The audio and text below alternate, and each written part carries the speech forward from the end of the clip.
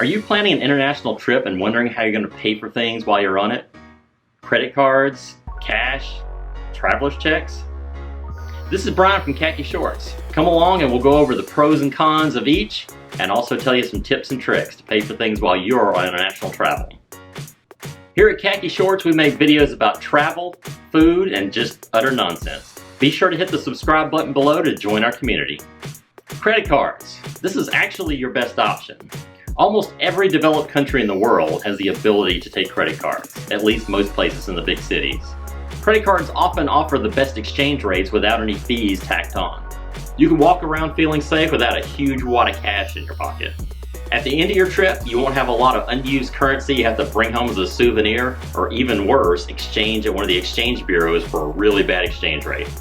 Most good travel cards, you can actually earn points and rewards on the money you spend while on international travel.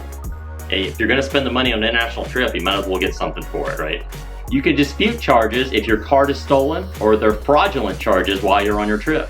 Always write down your card name and the 1-800 or the 1-888 number that's on the back to contact your bank. Now don't write down the card number itself, you just need the name of the card and how to contact the bank. Put that on a sheet of paper and print it out maybe 3 or 4 times. Put it in different things. One in your travel bag, one in your day bag, one in your camera bag. Even if just one of those things gets stolen, that way you're not losing the information. You have it tucked away other places. Also, leave that information at home with a family member or a friend. That way, if your bags are stolen and you lose that information, you can at least text home, email home, or call home, and someone there will have the information to give to you. Cash. Most places you're going to need some cash for everyday use. Now, just for tips, small restaurants, street vendors selling food or merchandise, a lot of times they don't create credit cards, so you're going to need at least a little bit of cash to pay them. Don't get cash before you leave. Your bank or the exchange bureaus here are going to charge you a horrible rate and maybe tack on some fees. Your best option is an ATM. If your bank has an ATM in that country, even better, it's just fewer fees. If you have to use another bank's ATM, they're going to charge you a fee just for getting money out of their ATM. It's usually only a couple of dollars, but it is really going to offset the fees and the exchange rate you would have gotten back at home or at the exchange bureaus at the airport. Stay away from those things.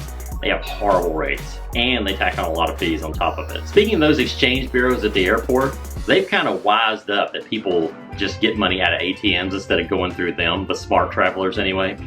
So what they've done is they've installed ATMs that are usually right next to their exchange bureau. People think they're just the bank's ATM, so they use them. They have horrible exchange rates and they tack on a lot of fees. So if you see an ATM right next to an exchange bureau, stay away from those things like the plague. Try to get larger amounts a few times during your trip as opposed to getting small amounts a bunch of times. Usually the ATMs charge you a fee every time you take money out, not on the amount that you take out.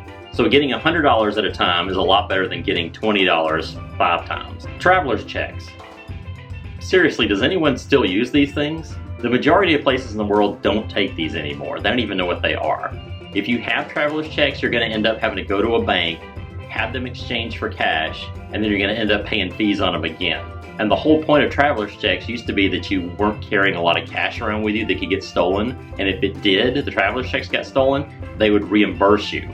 But now with credit cards, that's not really an issue. And if you're only carrying a small amount of cash, then you're not really out that much. It's really not worth it for the traveler's checks. These things are obsolete. Nobody uses them anymore. Just don't.